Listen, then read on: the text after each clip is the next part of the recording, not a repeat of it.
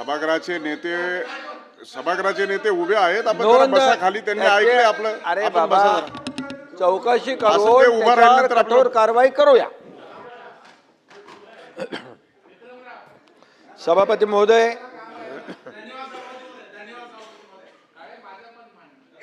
अंतिम आठवडा प्रस्तावावरील चर्चेमध्ये अनेक सदस्यांनी आपले मुद्दे मांडलेले आहेत. माननीय अंबादास दानवेजी आहेत, परिणय फुके, अरुण लाड, डॉक्टर नीलमताई गोरे, श्री प्रवीण दरेकरजी, सतेज बंटी पाटील, संजय खोडके, मनीषाताई कायंदे, उमाताई खापरे, ॲडव्होकेट अनिल परब, अरे कुठे गेले, चित्राताई वाघ, निरंजन डावखरे, अमित गोरके, राजीव पोद्दार, प्रसाद लाड, सदाभाऊ खोत, संजय भेंडे, प्रवीण पोटे, बच्चू कडू आणि इतर काही सदस्यांनी देखील आपले मुद्दे या ठिकाणी अंतिम आठवड्यामध्ये मांडलेले आहेत. मी त्या सगळ्यांना आणि अनेक सूचनाही केल्या त्यांनी चांगल्या, आणि काही मुद्देही मांडले, त्याचा मी उत्तरात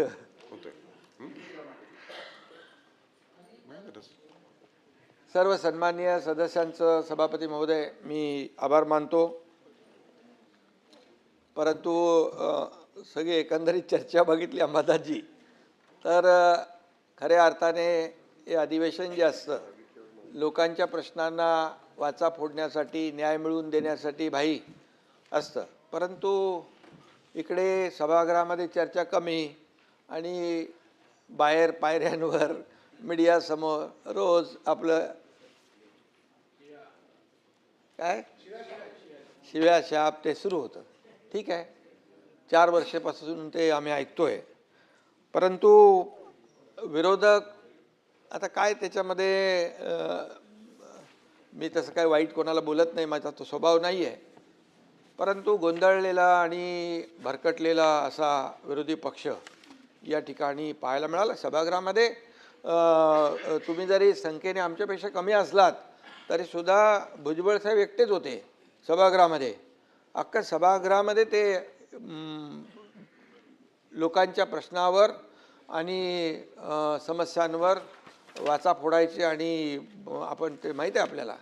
त्यामुळे आमच्याकडे बहुमत असलं, आमच्याकडे सत्ताधारी पक्षाकडे जास्तीची संख्या असली तरीसुद्धा लोकशाहीमध्ये विरोधी पक्षातल्या सदस्यांना देखील आम्ही त्यांचं ऐकून घेणारे आहोत, त्यांचं समस्यांवर तोडगा काढणारे आहोत.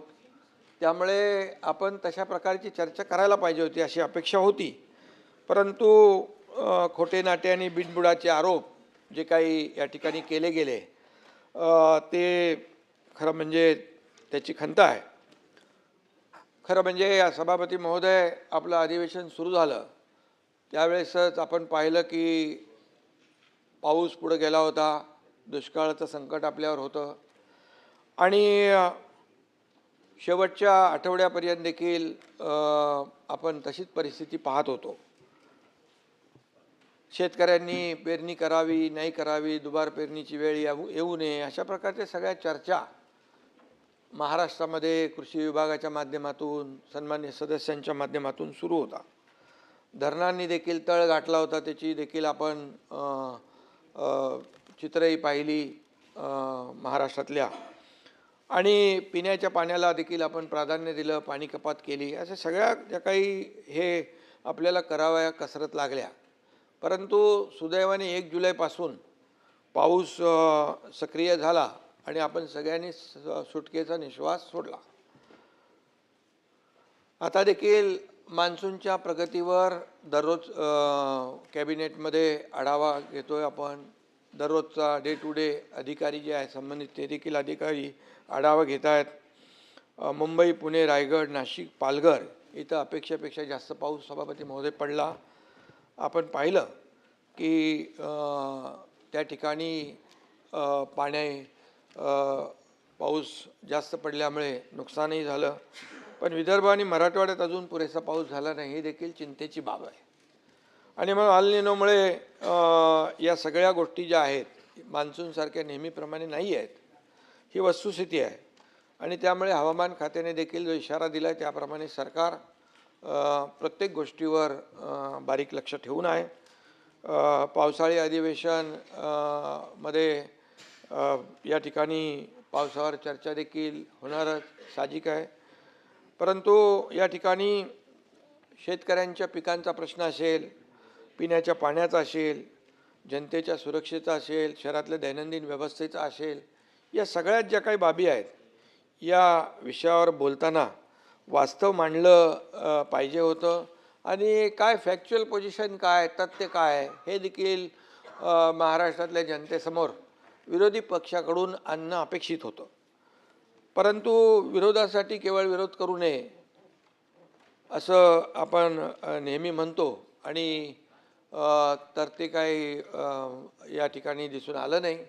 पावसाचं देखील राजकारण भरपूर झालं आणि वस्तुस्थिती आहे, या पावसामुळे अनेक दुर्घटनाही घडलेल्या आहेत. चेंबूर येथे शाळकरी मुलाचा दुर्दैवी मृत्यू झालेला आहे. कुर्ल्यात ठाण्यात झाड पडून दोघांचा मृत्यू झाला. साकी नाक्यामध्ये मॅनहोलमध्ये देखील पडून एक दुर्दैवी घटना झालेली आहे. मानखुर्दमध्ये देखील चाळ कोसळून दुर्दैवी मृत्यू झाले. या घटना सगळ्या आपल्या सगळ्यांनाच वेदना देणाऱ्या आहेत आणि याचं समर्थन कोणी करू शकत नाही. आणि यासाठी सरकार देखील म्हणून आपण उत्तरदायी आहोत. या दुर्घटनामधल्या मृतांच्या नातेवाईकांच्या प्रती मी देखील सहवेदना, आपल्या सगळ्यांच्याच आहेत त्या सहवेदना या ठिकाणी व्यक्त करतो. पिंपरी चिंचवड मधली ती डेपोची घटना देखील दुर्घटना सभापतीमध्ये तिथे देखील एक झालेली आहे. तिथे देखील काम सुरू आहे. परंतु या ठिकाणी पावसाळ्यातल्या या घटना ज्या आहेत, या घटना आपण जर पाहिल्या गेल्या काही वर्षामधल्या, तर ग्लोबल वॉर्मिंग आणि क्लायमेट चेंजमुळे या ठिकाणी खूप मोठ्या प्रमाणावर निसर्गाचं चक्र पूर्ण बदललेलं आहे. हे वस्तुस्थिती नाकारता येणार नाही. मी अध्यक्ष सभापती महोदय, 1981 ते 2000 दरम्यान मुंबईत सरासरी 2385 मिलीमीटर पाऊस पडायचा. गेल्या 25 वर्षात तो 15% वाढून 2672 मिलीमीटर पाऊस झाला. कमी कालावधीमध्ये जास्त पाऊस कोसळण्याचं प्रमाण जे आहे आणि प्रकार वाढीस लागलेले आहे. सुदैवाने नाशिकमध्ये ढगफुटी होणार पण ती सुदैवाने झाली नाही. त्यामुळे या सर्व ह्याच्यामध्ये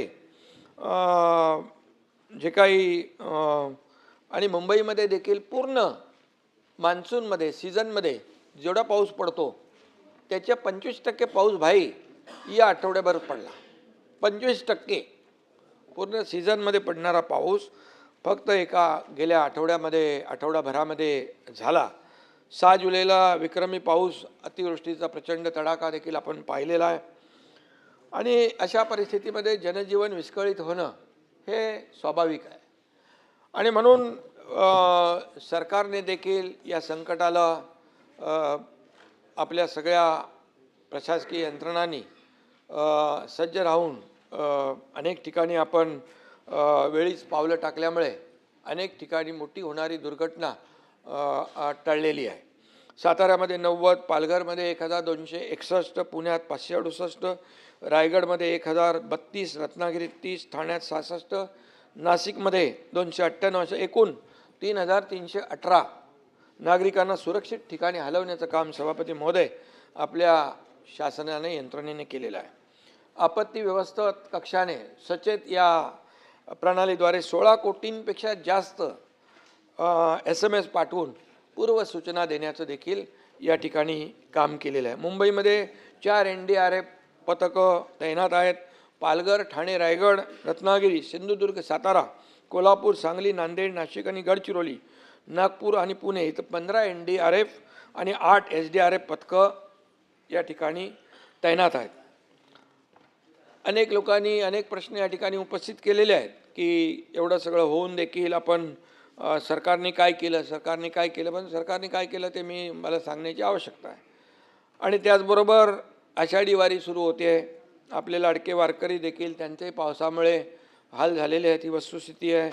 पूर आणि मुसळधार पावसामुळे आळंदी येथे रस्ते, पाणीपुरवठा योजना, पथदिवे सगळंच स्वच्छतागृह वाहून गेली. भाई ताबडतोब मला जेव्हा माहिती मिळाली तर ते नगरविकास विभागाच्या अंतर्गत ती नगर परिषद आहे, ताबडतोब त्या CO आणि कलेक्टरनी सांगितल्यानंतर 10 कोटी रुपयांचा तात्काळ त्यांना निधी आपण रिलीज केला. बोले ही अत्यावश्यक बाबी आहे आणि तिथं आपले सगळे वारकरी आहेत त्यांची गैरसोय होऊ नये म्हणून ती कामं युद्ध पातळीवर त्या ठिकाणी सुरू झालेली आहेत. आणि म्हणून त्यांच्या आपण म्हणतो आळंदीशी जाऊ ज्ञानेश्वर पाहू तेने सुखे राहू सर्व काळ असं म्हणून आळंदीत येणाऱ्या आपल्या लाडक्या वारकऱ्यांच्या वाटेतली सगळी विघ्न दूर करणं हे सरकारचं काम आहे, सरकारची जबाबदारी आहे. आणि म्हणून सरकार जबाबदारीपासून कुठंही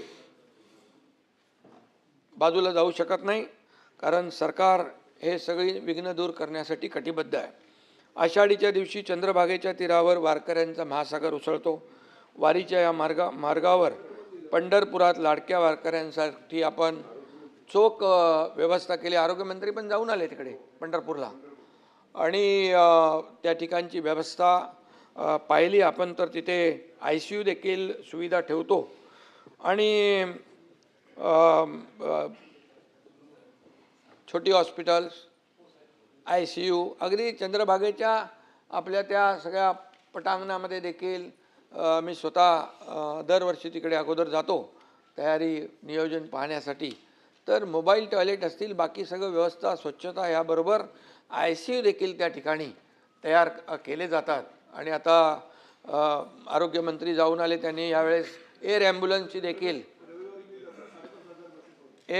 देखील त्या ठिकाणी यावर वेळेस दुर्घटना होऊ नये परंतु आपली तजवीज नियोजन ठेवलेलं. आता परिवहन मंत्री देखील रविवारी जाणार आहेत, काय 5,500 गाड्या बसेस त्या ठिकाणी वारीसाठी सोडत आहेत. त्यामुळे कुठेही वारकऱ्यांना जे जे काही आपण दरवर्षी नियोजन करतो टोलमाफीचा निर्णय देखील आपण त्यांना घेतलेला आहे. आणि म्हणून ह्या सगळ्या ज्या आहे कुठेही सरकार कुठं कमी पडणार नाही. आणि त्याचबरोबर सभापती महोदय, राज्यातल्या काही भागांमध्ये सरासरीपेक्षा देखील पाऊस कमी पडलेला आहे, ही वस्तुस्थिती आहे. खानदेश, मध्य महाराष्ट्र, पश्चिम विदर्भ, मराठवाड्यात ही परिस्थिती आहे. ही पुढील 10 दिवस हीच स्थिती राहण्याचा अंदाज आहे. त्यामुळे शेतकऱ्यांनी काही ठिकाणी पेरणी केलेली आहे आणि जवळपास 50-55% पेरणी झालेली आहे. आणि त्यामुळे शेतकऱ्यांची चिंता साहजिक आहे. परंतु शेतकऱ्यांना आपण नेहमीच शेतकऱ्यांचं सरकार म्हणतो, शेतकऱ्यांनी चिंता करू नये, शेतकऱ्यांना वाऱ्यावर सोडणार नाही असं नेहमी आपण सांगत असतो. पण जेव्हा जेव्हा संकट येतं त्यावेळेस सरकार शेतकऱ्यांच्या मागं उभं राहतं हे आपण पाहतो आहे. मला आठवतं आहे या ठिकाणी की जेव्हा मी मुख्यमंत्री होतो त्यावेळेस सुरुवातीला NDRFच्या नियमाप्रमाणे आपण पैसे देत होतो. दादा बरोबर आहे ना? NDRFच्या पण दुप्पट केले, 2 हेक्टरचं लिमिट 3 हेक्टर केलं. सततच्या पावसामुळे नुकसान मिळत नव्हतं ते आपण सुरू केलं. गोगलगाईने झालेलं नुकसान देखील आपण देऊ लागलो आणि त्यामुळे शेतकऱ्यांना या ठिकाणी आणि ते आता तसं सुरू आहे. आता देखील आपण जे आम्ही कर्ज 2 लाखापर्यंत कर्ज माफ करण्याचा निर्णय घेतला. बच्चूभाऊ इकडे आहेत, मोठा मोर्चा घेऊन आले होते ते मुख्यमंत्री देवेंद्रजींनी.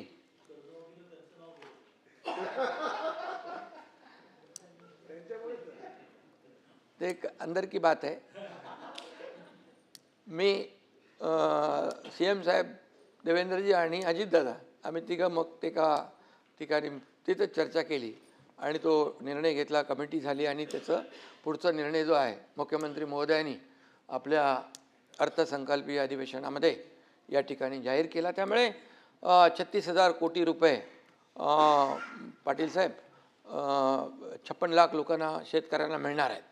त्यामुळे हे सगळे आकडेवारी जी आहे जी मी बोलतो आहे आतापर्यंत मोबदला म्हणून 4 वर्षामध्ये 15,000 कोटी रुपये, इतर माध्यमातून 6,000 रुपये आपण शेतकऱ्यांना, जसं केंद्र सरकार प्रधानमंत्री महोदय मोदीजी 6,000 रुपये वर्षाला देतात तसं आपलं सरकार देखील 6,000 रुपये देतं.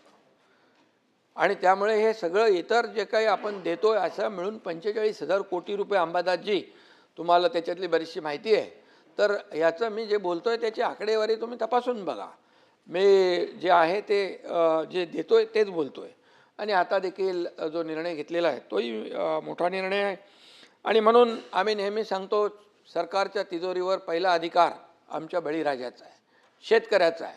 आणि शेतकऱ्याचा असल्यामुळे या ठिकाणी शेतकऱ्याला कधीही वाऱ्यावर सोडलं जाणार नाही, ही विश्वास आपण या ठिकाणी बाळगा. आमच्यासाठी आमचा अजेंडा सत्ता खुर्ची नाही आहे. आमचा अजेंडा आहे सर्वसामान्य माणूस त्याच्या आयुष्यामध्ये काय बदल घडवता येईल आणि काय केलेलं आहे आम्ही. आज महाराष्ट्रामध्ये मी पुढे येतो त्याच्यावर. तुम्ही हसलात तरी तुम्हाला ते मान्य करावं लागेल की गेल्या 4 वर्षामध्ये या सरकारमध्ये काय काय केलेलं आहे. पायाभूत सुविधा असतील, त्याचबरोबर या कल्याणकारी योजना असतील, या आपल्या समोर आहेत. आणि त्यामुळे आज आपण पाहिलं की फार मगाशी मी म्हणालो ग्लोबल वॉर्मिंग, क्लायमेट चेंज अतिशय म्हणजे ग्लेशियर वितळायला लागलेत. या ठिकाणी समुद्रातली लेवल वाढायला लागलेली आहे. अगदी ढगफुटीसारखा बदाबद पाऊस पडतो आहे. आणि त्यामुळे हे सगळं जे आहे याप्रमाणे युरोपामध्ये तर उष्णतेच्या लाटा आहेत. मध्ये ते टी व्हीत बघितलं ते रेल्वेचे रूळ असे वाकडे तिकडे झालेले आहेत. एवढं प्रचंड जे आहे सभापती महोदय, हे जो काही निसर्गाचा लहरीपणा आहे त्याचा आपला अंदाज घेऊनच आपल्याला या सर्व पुढच्या बाबी ज्या नियोजन आहे ते आपल्याला केलं पाहिजे. परंतु अंबादासजी, यामध्ये मी आपल्याला सांगतो, हे जे निसर्ग आहे आणि निसर्ग जो आहे त्याच्यासमोर आपल्याला आपण किती काय केलं तरीसुद्धा आपण टेंगणे आहोत. परंतु निसर्गाचा तडाखा कमी जाणवेल, जीवितहानी कमी होईल, यासाठी आपला प्रयत्न असला पाहिजे आणि तो केला आहे. परंतु काही जसं पावसामध्ये बेडकं डराव करतात, तसं राजकीय बेडकं देखील डराव करायला लागले. आणि 25 वर्ष या मुंबई महापालिकेमध्ये मिलिंद जी आहे तिकडं 25 वर्ष मुंबई महापालिकेमध्ये सत्ता असताना या ठिकाणी काय परिस्थिती होती आपल्याला माहीत आहे. आपण सगळे साक्षीदार आहोत. आणि मी काय खोटं बोलणार नाही, मी का कोणावर म्हणजे चुकीच्या पद्धतीने हे करणार नाही. तर दररोज या मुंबईच्याबद्दल, महाराष्ट्राच्याबद्दल जे रोज बाहेर ऐकतोय, सभागृहामध्ये खाली ऐकतोय, इथे ऐकतोय, ज्या टीका ज्या पद्धतीने करतायत त्या तथ्य तर असलं पाहिजे, खरं तर असलं पाहिजे. आमची एवढीच माफक अपेक्षा आहे. आणि म्हणून काय झालं तुम्हाला माहीत आहे यापूर्वी देखील. आता मी ते राजकारणामध्ये जाऊ इच्छित नाही, परंतु एक उदाहरण मी मिलिंदजी तुम्हाला सांगू इच्छितो. तुम्हाला माहीत आहे, तुम्ही साक्षीदार आहेत. 26 जुलै 2005 26 जुलै 2005ला ते अतिवृष्टीचं दृश्य आठवा. या ठिकाणी बाळासाहेबांच्या बद्दल कोणतरी बोलत होतं इकडे. अरे बाळासाहेबांना एकटे सोडून 5 स्टार हॉटेलला कोण गेलं सांगा बरं.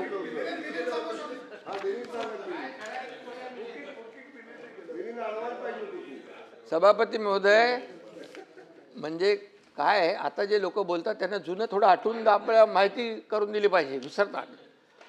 आणि म्हणून वारे ताज ते कुठे होतं ते माहिती आहे आपल्याला. आणि म्हणून मी आपल्याला एवढंच सांगतो की आम्ही सत्तेत असो नसो जनतेच्या सेवेमध्ये सदैव असतो. मग तुमचं कोल्हापूरचा पूर असू द्या, महालक्ष्मी एक्सप्रेस, दादा इकडे बसलेले आहेत, महालक्ष्मी एक्सप्रेस, सातारा सांगली महाड चिपळूण, या सगळ्या पुरामध्ये आपण पाहिलेलं आहे. सरकार म्हणून असेल किंवा आपली जबाबदारी म्हणून असेल, आम्ही कुठेही मागचा पुढचा कधी विचार केला नाही. इर्शाळगडची घटना आपल्याला माहीत आहे. तेव्हा मी मुख्यमंत्री होतो, मला वाटतं अधिवेशन चालू होतं त्यावेळेस. अधिवेशन सोडून आम्ही गेलो, हे माझ्यावर मंत्री लोक होते. मला म्हणाले इर्शाळगडवर काय जाता येणार नाही, म्हणजे फार धोकादायक आहे. पण मी त्यांना सांगितलं मी जात नाही आहे, तुम्ही आता जा, मी पण जातो आहे. परंतु मी आपल्याला सांगतो, मी SP आणि कलेक्टरच्या गाडीमध्ये आम्ही तिघंच निघालो आणि तिघं सभापतीमध्ये इर्शाळवाडीत पोचलो. आम्ही तिकडे गिरीश महाजन पण वरती होते, ते सारखे सांगत होते इकडे येऊ नका, भयानक रस्ता असा आहे तसा आहे, हे सगळं सांगत होते. ते म्हणजे काळजीपोटी सांगत होते. परंतु आपल्याला मी सांगतो मी का गेलो भाई, त्या ठिकाणी आपले NDRF आपले अग्निशामक दलाचे जवान, एक अग्निशामक दलाचा जवान जो जात होता हार्ट अटॅकने त्याचा मृत्यू झाला. आणि तिथं मोठ्या प्रमाणावर ढिगारा उपसायचा होता, पाऊस होता, वादळ होता, तिथे धुकं होतं. कसं काम करणार ते लोक? मग जिथं जी टीम काम करत होती तिथं टीम म्हणजे सिडकोची टीम होती, इतर आपल्या डिपार्टमेंटची टीम होती. जिथे 500 लोक होते तिथे आम्ही 5000 लोक होते. तिथं मॅन्युअली करायचं होतं. तिथं काय मशीन नाही चालत ना काय चालत नाही. तिथली गेल्यानंतर परिस्थिती भयानक होती. एकीकडे जे मृत्यू झाले होते त्यांना खाली आणू शकत नाही, तिथंच खड्डे खणत होते त्यांचा तो विधी करण्यासाठी. अशा ठिकाणी देखील आम्ही गेलो. सांगण्याचा उद्देश असा आहे, तुम्ही लोक पण सगळं आपण एकच आहोत.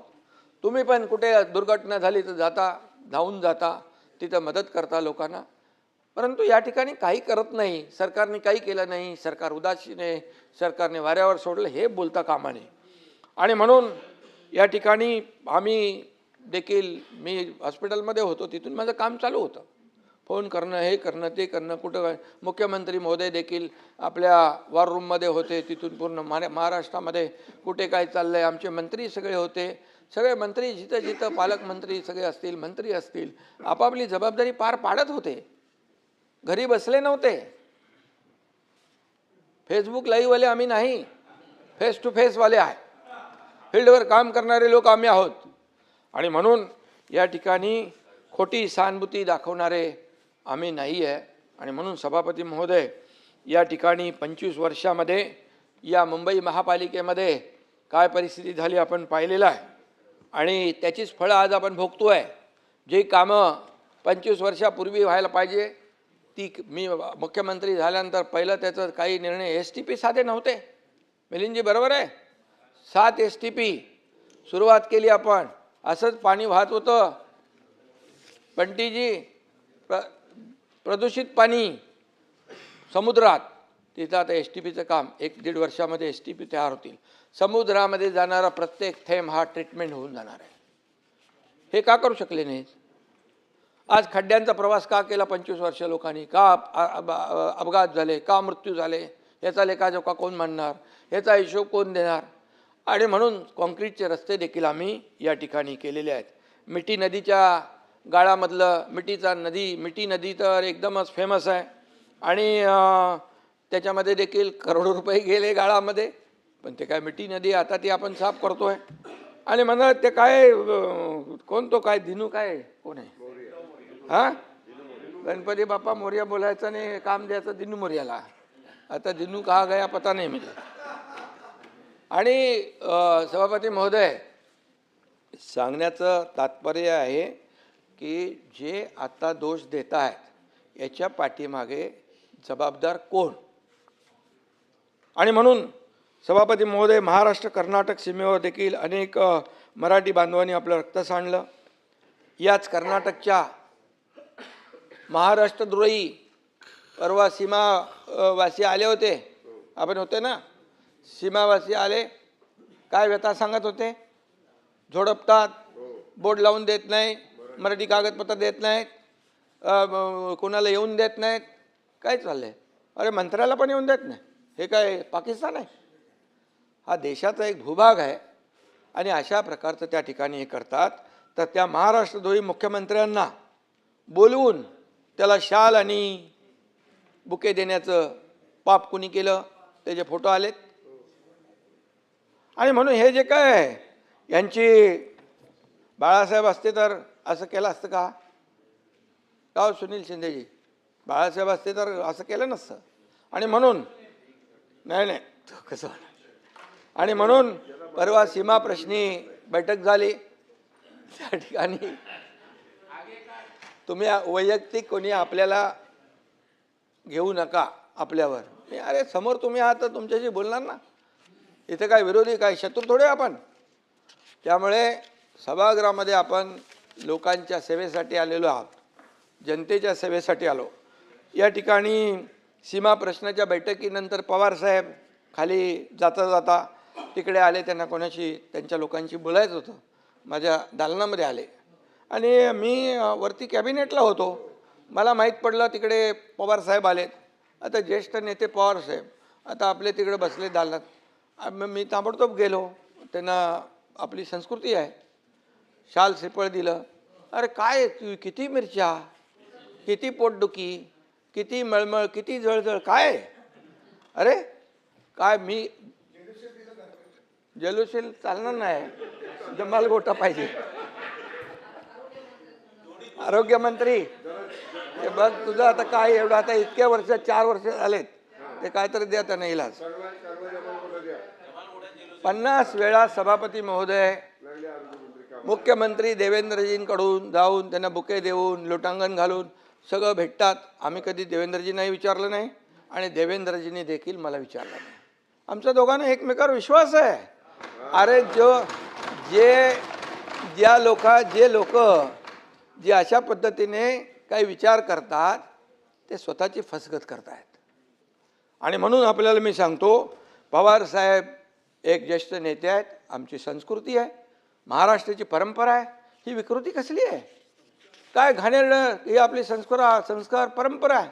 किती खालच्या थरावर बोलणार तुम्ही, किती खालच्या थरावर, जेवढे खालच्या थरावर बोलाल तेवढे खाली खाली खाली खाली खड्ड्यात उतरत जाणार. आणि म्हणून आपलाच खड्डा होताय. आणि म्हणून मी आपल्याला एवढं सांगतो, देवेंद्रजी आणि आम्ही आमच्यामध्ये किती काही तुम्ही काय प्रयत्न काड्या घालायचा प्रयत्न केला तरी काय होणार नाही. अरे आमचा अजेंडा काय आहे? या महाराष्ट्राला पुढे नेणं, या महाराष्ट्राचा विकास करणं, या महाराष्ट्राची प्रगती करणं, या सर्वसामान्य लोकांच्या आयुष्यामध्ये चांगले दिवस आणणं हे आमचं आहे. आणि म्हणून मी सांगतो, हम वो नहीं जो दिल तोड़ देंगे, हम वो नहीं जो दिल तोड़ देंगे, थाम कर हाथ फिर साथ छोड़ देंगे.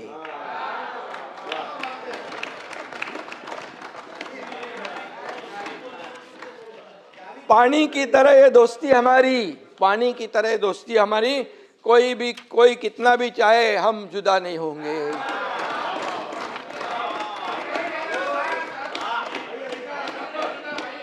अरे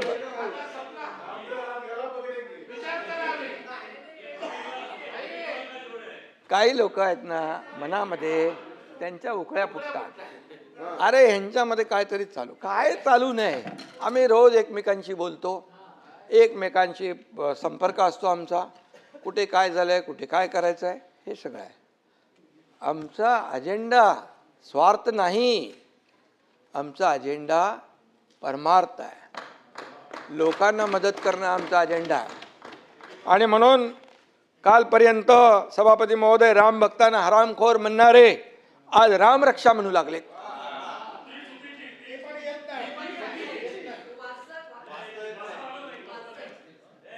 श्रीकांतनी एका दमात बोलून टाकलं होतं, हनुमान चालीसा, सत्ता असताना दाम आणि सत्ता गेली की राम. सत्ता असताना दाम, सत्ता गेली की राम, असं हा प्रकार आहे. आणि म्हणून कर्माची मिळाली शिक्षा म्हणून आठवली रामरक्षा. आता तुम्ही काय करणार सभापती महोदय? काहींनी नवा शोध लावलाय की हनुमानाने मशालीने लंका जाळली. हनुमानाने भाई मशालीने लंका जाळली. त्यांच्या पक्षाची निशाणी जर लायटर असती, म्हणाले असतील लायटरने लंका जाळली.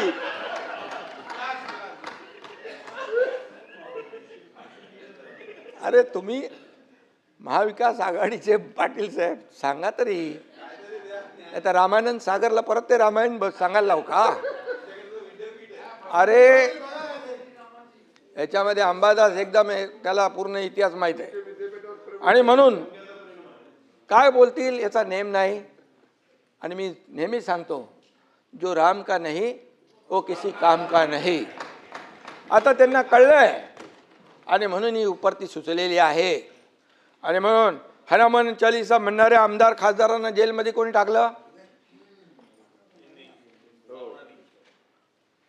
आणि म्हणून मी सांगतो, आपल्याला देखील नावं घेत नाही मी, तुम्हाला उगाच नोटीस बिटीस यायला नको. हा संध्याकाळी विचारणं होईल कसं जाऊ घेतलं तुमचं. नहीं, म्हणजे ऐसे लोगों से रखना दूरी जिनके मुंह में राम और बगल में छुरी.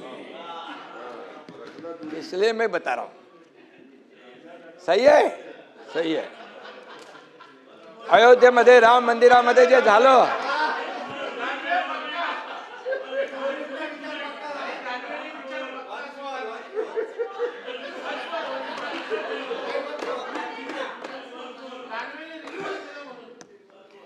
नको जाऊ दे. अयोध्येत राम मंदिरामध्ये जे झालं त्याचं कोणी समर्थन करू शकत नाही. राम भक्तांना अतिशय वेदना झालेल्या आहेत आणि यावर कठोर चौकशी, कठोर कारवाई होते आहे. मोदीजी आणि योगीजी कुणालाही सोडणार नाहीत. ते जेलमध्ये तुरुंगात खडी फोडायला पाठवल्याशिवाय राहणार नाही. परंतु मी आपल्याला आठवण करू देऊ इच्छितोय की जे टीका करतायत त्यांच्या सहकाऱ्यांनी सिद्धिविनायकाच्या मंदिरामध्ये दानपेटी लुटण्याचं पाप केलं, तेव्हा चौकशीचे आदेश का दिले नाहीत? का दिले नाहीत? मी बोलतोय त्याच्यावर पुरावा म्हणून बोलतोय. हे बघा, हे बघा, सिद्धिविनायक मंदिरात अनागोंदी कारभार आणि याच्यामध्ये म्हटलंय सिद्धिविनायकाला धोके आणि तिकडे खोके, ते मी नाव घेत नाही. हे बघा, ही बातमी आहे, हे मी बोलत नाही आहे. मनसेचे किल्लेदार यांनी प्रेस कॉन्फरन्स घेऊन हे त्यावेळेस हे केलेलं आहे. ही वस्तुस्थिती आहे, मी खोटं बोलणार नाही. आणि सिद्धिविनायकाच्या दानपेटीवर डल्ला मारणं हे आपलं हिंदुत्व आहे का? सावरकर यांना माफीवीर म्हणणाऱ्यांच्या मांडीवर बसणं हे आपलं हिंदुत्व आहे का?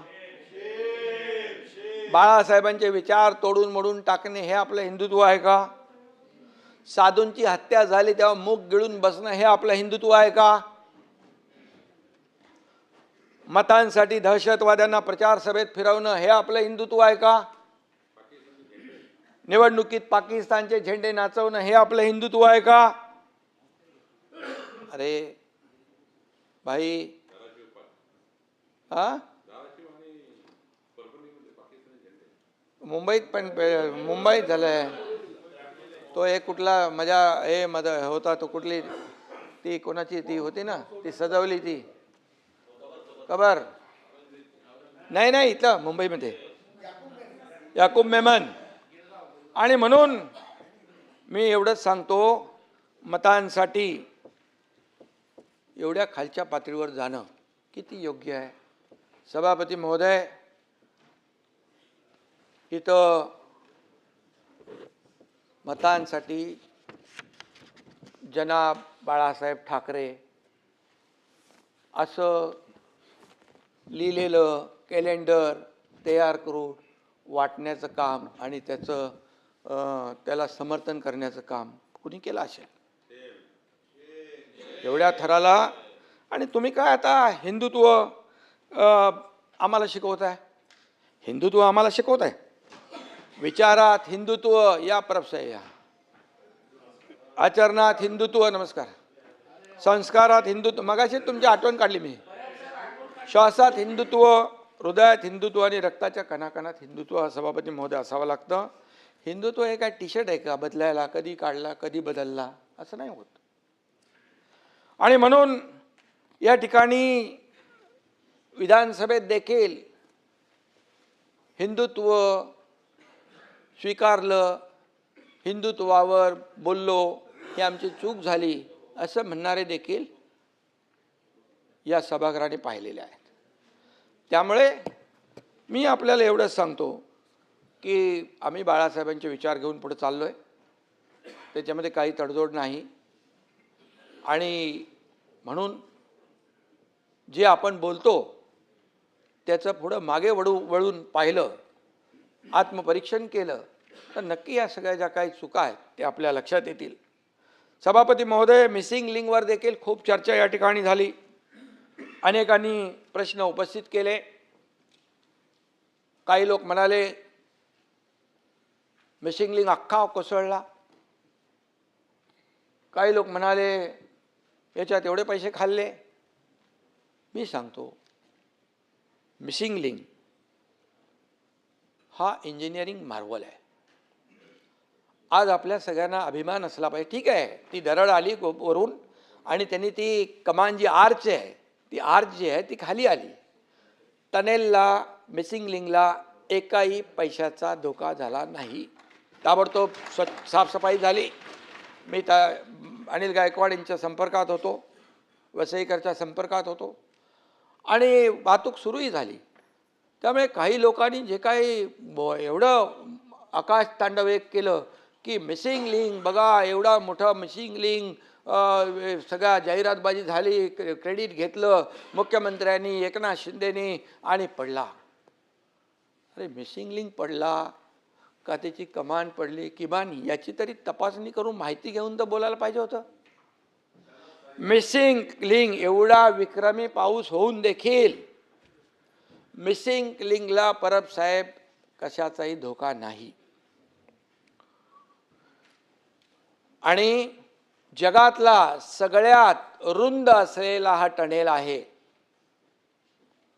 तो लोणावळा लेकच्या खाली 1000 मीटर खालून जातोय. आणि जो वायाडक्ट आहे हा देशातला सगळ्यात उंच वायाडक्ट आहे. तिथे बघा खोल दरी किती आहे, काय चॅलेंजेस होते.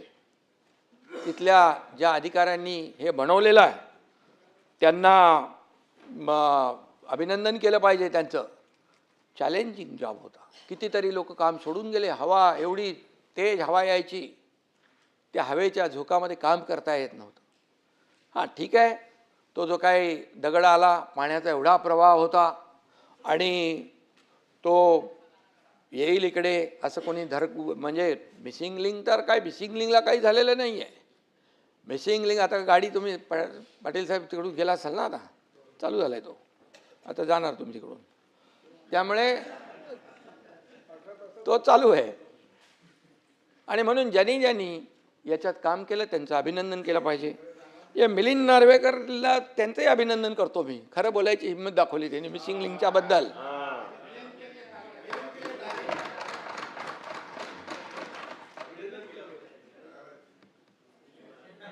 एक ध्यान में रखो,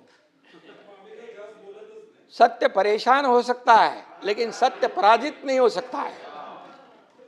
आणि म्हणून मी त्यांनी ट्विट केलं, पण काय लोक ट्विट करत होते, ठीक आहे. पण एक मी दुःख या गोष्टीचं आहे की हे जे काही आपल्या प्रकल्पांची बदनामी करणं, ही का आमची बदनामी नाही, सरकारची बदनामी नाही, मुख्यमंत्र्यांची बदनामी नाही आहे. परब साहेब, ही आपल्या राज्याची बदनामी आहे. आज या मिसिंग लिंकला पाहण्यासाठी देशातून नाही विदेशातून लोक येत आहेत. कसा हा मिसिंग लिंक झाला, कसा वायाडक्ट उभा राहिला. ठीक आहे, त्या पाणी आलं, फ्लो आला आणि त्याची कमान जी आहे ती बाहेर लावलेली आपण ते डेकोरेशनसारखं करतो, फसाड टाईप, ते खाली आले. आणि म्हणून या ठिकाणी महाराष्ट्राचे शत्रू ही करत नसतील एवढी बदनामी आज लोकशाहीमध्ये आपले विरोधी पक्षातले सदस्य किंवा सदस्य नसतील, आपले कोणी असतील, नेते असतील, ते करत असतील.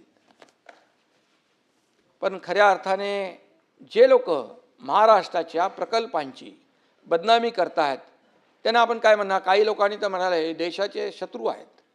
मोदीजींच्याबद्दल जाऊन बाहेर प्रदेशामध्ये देशाची बदनामी करतात, आपल्या प्रधानमंत्र्यांची बदनामी करतात. आता इथं महाराष्ट्रामध्ये, राज्यामध्ये राहून महाराष्ट्राची बदनामी करणारे कोण? महाराष्ट्रद्रोही म्हणायचं आम्ही त्यांना? हे महाराष्ट्रद्रोहच होऊ शकतो. आणि म्हणून हे राज्याचे दुश्मन जे आहेत त्यांना माझं सांगणं आहे, तुम्हाला नाही, त्यांना माझं सांगणं आहे, कुठलाही प्रकल्प आपला जर झाला बदनाम तर ती महाराष्ट्राची बदनामी होते, कुठल्या पदाधिकाऱ्याची, मुख्यमंत्र्याची नाही ना, मंत्र्याची नाही. त्यामुळे शेवटी आपल्याला हे देखील तारतम्य बाळगलं पाहिजे. परवा वायनाडमध्ये दुर्घटना घडली, दरड कोसळून 6 जणांचा दुर्दैवी मृत्यू झाला, त्याचं दुःख आम्हालाही आहे. बिलकुल कोणाचे मृत्यू होणं हे त्याच्या परिवाराला जे चटका बसतो, वेदना होतात, ते आपल्याला देखील संवेदनशील लोकांना व्हायलाच पाहिजे. पण त्याचं राजकारण करायचं का? दरड कोसळली, तिथला खासदार, पुढे राज्य सरकार त्याच्यावर कारवाई करा, त्याची बदनामी करा, असं आम्ही केलं नाही कुठं. सभापती महोदय, सतेज पाटील साहेबांनी मिसिंग लिंकसाठी 50% खर्च वाढ झाली असं आपण म्हणालात. डॉक्युमेंट ऑनलाईन आहेत की नाहीत हे आपण प्रश्न उपस्थित केलात. पण मी आपल्याला सांगतो, या प्रकल्पाची किंमत 6,695 कोटी रुपये, प्रत्यक्ष खर्च 7,189 कोटी रुपये, वाढ फक्त 7.26%, मंजूर रकमेच्या 10% देखील कमी. ही वस्तुस्थिती आहे, ही तपासून घ्या. लपवाछपीचा काय विषय येत नाही. मी ते सभागृहात बोललो आहे आणि मी इथे बोलल्यानंतर मी जे बोलेन ते तपासून घ्या. कागदपत्रे NIC पोर्टलवर उपलब्ध आहेत, ती देखील आपण पाहावीत, वाचावीत. हा प्रकल्प अत्यंत गुंतागुंतीचा, मी मगाशी म्हणालो, तांत्रिकदृष्ट्या अतिशय आव्हानात्मक आहे.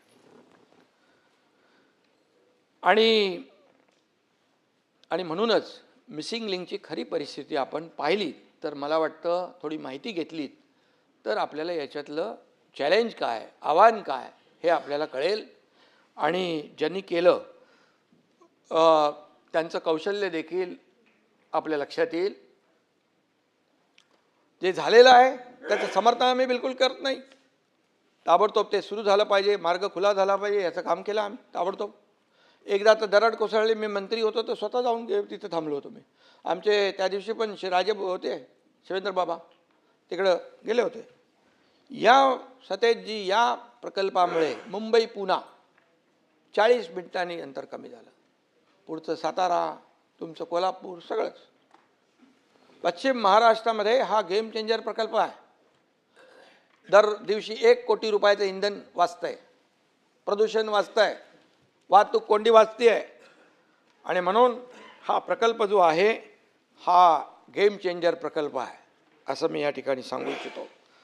सभापती महोदय, हा रस्ता जो आहे मुंबई पुण्याचा, जेव्हा मुंबई पुणे हा द्रुतगती मार्ग झाला, गडकरी साहेबांनी केला त्यावेळेस, बाळासाहेबांच्या संकल्पनेतून, त्यावेळेस देशातला हा ॲक्सेस कंट्रोल पहिला रस्ता होता. आणि मुंबई पुणे हा ॲपडाऊन लोक रोज करू लागले. IT पार्क वाढले, सर्व्हिस इंडस्ट्री वाढली, मोबाईल इंडस्ट्री वाढली, तिकडे रिअल इस्टेट बूम झाला, किती प्रगती झाली. एक रस्ता काय करू शकतो. आणि आता या मिसिंग लिंकमुळे देखील त्याच्यामध्ये आणखी फायदा होईल आणि मग या सगळ्या क्षेत्राला त्याचा फायदा होईल. आणि म्हणून मी एवढंच सांगतो की ज्यांनी ज्यांनी हे काम केलं आहे त्यांना सल्यूट केला पाहिजे. आणि ज्यांनी आरोप केलेत त्यांच्याबद्दल देखील मी एक सांगू इच्छितो की इल्ज़ाम लगाने से पहले आईना देखा होता, इल्ज़ाम लगाने से पहले आईना देखा होता, सच की रोशनी में अपना चेहरा भी नजर आया होता.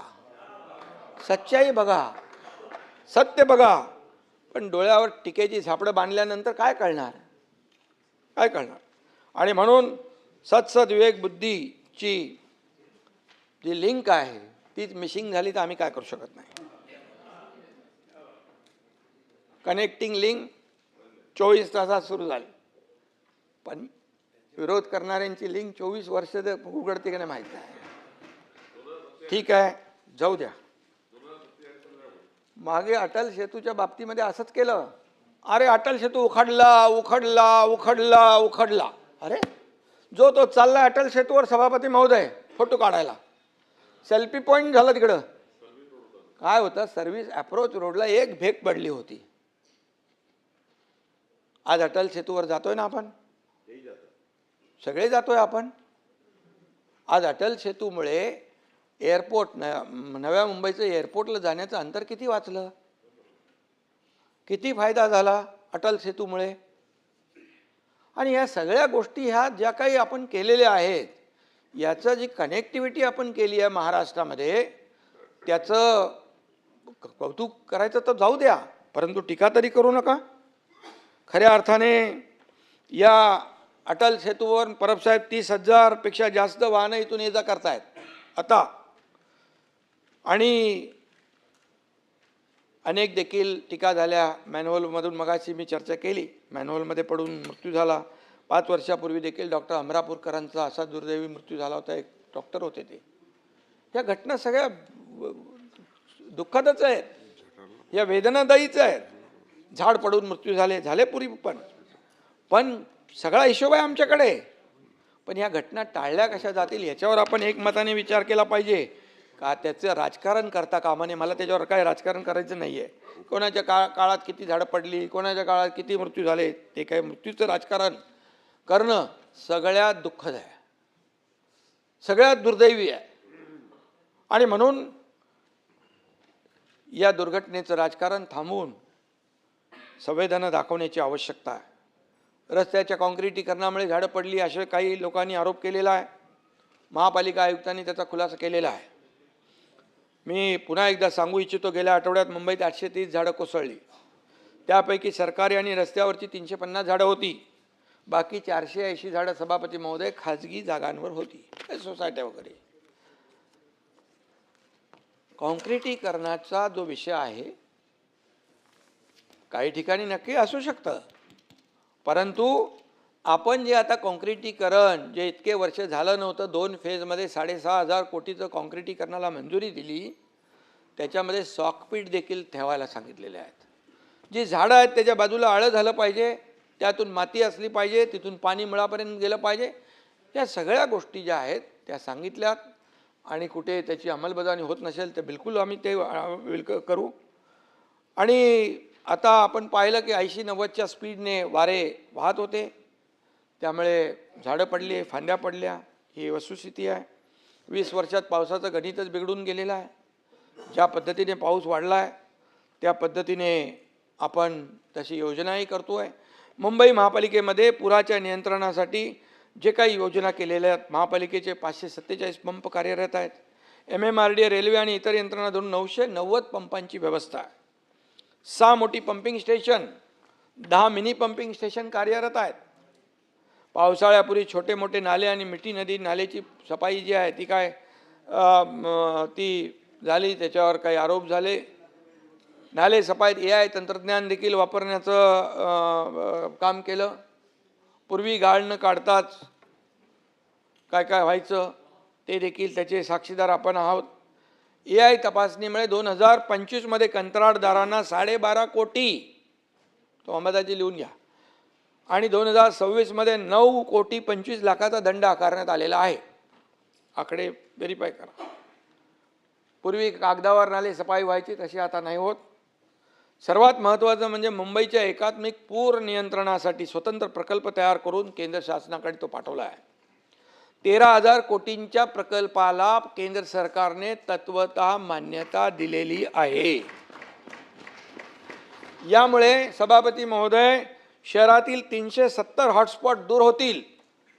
सर्वात महत्त्वाचं म्हणजे ज्या ठिकाणी पाणी साचतं तिथं 30 मिनिटात निचरा होईल अशी व्यवस्था या ठिकाणी उभी राहील. आणि मुंबई पाण्याखाली जाऊच नये अशा प्रकारची भावना तुमची आमची सगळ्यांची आहे. अशी व्यवस्था आपण या ठिकाणी पुढच्या ह्या सगळ्या प्रकल्पांमध्ये आहे. मी एकच सांगतो की एवढ्या मोठ्या पावसात देखील कुठलीही मेट्रो बंद झाली नाही. मेट्रो तपासून घ्या. आणि गेल्या पावसामध्ये जे काही अनुभव आले ते दुरुस्त केले यावेळेस. आणि पावसामुळे होणारं नुकसान हे कमी करण्याचा, त्याचा जो काही प्रभाव आहे तो कमी करण्याचा प्रयत्न BMC, मुंबई महापालिका, राज्य सरकार नेहमीच करते आहे. पण आता यापूर्वी फक्त मलमपट्टी व्हायची, आता मलमपट्टी नाही, कायमस्वरूपी त्याच्यावर तोडगा झाला पाहिजे, कायमस्वरूपी त्याच्यावर काम झालं पाहिजे. सभापती महोदय, मुंबईतील रस्त्यांची एकूण लांबी 2050 किलोमीटर आहे. मेगा CC रोड प्रकल्पाअंतर्गत आतापर्यंत 575 किलोमीटर काम पूर्ण झालं आहे. आजच्या घडीला मुंबईतले कॉन्क्रीट रस्त्यांची एकूण लांबी 1775 किलोमीटर आहे. 138 किलोमीटरचं काम सध्या प्रगतीपथावर आहे. हे पूर्ण झाल्यानंतर शहरामध्ये 1913 किलोमीटर कॉन्क्रीटचे रस्ते असतील. आणि या सीसी रोड प्रकल्पाच्या फेज 1ची कामं जवळपास 80% पूर्ण झालेली आहेत. ती कामं डिसेंबर 2026 पर्यंत पूर्ण करण्याचं नियोजन आहे. काही बॅकलॉग असेल तो देखील भरून काढला जाईल. फेज 2 73% झाला आहे. ती मे 2027 पर्यंत पूर्ण होतील करण्याचं नियोजन आहे. कॉन्क्रिटीकरणामुळे सभापती महोदय दरवर्षी खड्डे दुरुस्तीवर होणारा खर्च कमी झाला आहे. 2018-19 मध्ये 243 कोटी खर्च होता खड्डे भरणीवर. 2024 मध्ये तो 164 कोटींवर आला. तर 2025 मध्ये तो 97 कोटींवर आलाय. आणि 2026 मध्ये हा खर्च अंदाजे 45 कोटींवर येण्याचा अंदाज आहे. रस्त्यांची कामं पूर्ण झाल्यानंतर हा खर्च अगदी कमी होऊन जाईल. त्यानंतर पुढच्या 25 वर्ष तरी 20 ते 25 वर्ष या रस्त्यांना खड्डे पडणार नाहीत. या रस्त्यांवर दुरुस्तीला खर्च करावा लागणार नाही. ही वस्तुस्थिती आहे. आणि मग यापूर्वी आम्ही जे आता आरोप करतायत, मग यापूर्वी डांबरामध्ये दरवर्षी रिपेरिंग करतात त्याच्यावरचा पण हिशोब काढला आहे आम्ही. किती पैसे खर्च झाले. चहल यांना आम्ही बोलवलं. मी आणि देवेंद्रजी होतो. मी म्हणाल तुम्ही दरवर्षी हे खड्ड्यामध्ये किती पैसे खर्च करता. तर त्यांनी आम्हाला आकडे दिले. आतापर्यंत किती खर्च केले तेही आकडे दिले. मग याला का लोकांना त्रास देता. याला कायमस्वरूपी कॉन्क्रीटचा आपण का करत नाही. करू शकतो म्हणाले. आणि तेव्हाच आम्ही निर्णय घेतला की 2002 फेजमध्ये मुंबईतले सारे रस्ते कॉन्क्रीटचे करायचे. आणि मग हे डांबरीकरणामध्ये काळ्याचं पांढरं पांढऱ्याचं काळं हे करायचं काम आता बंद होईल. म्हणूनच आता ही टीका होती आहे. मुंबईकरांचा प्रवास सुकर झाला पाहिजे हे पाहण्याचं काम आम्ही करतोय. आणि म्हणूनच डांबर खाणाऱ्यांचं मी नाही म्हणणार, परंतु कॉन्क्रीटच्या रस्त्यामुळे पोटात दुखायला लागलेलं आहे.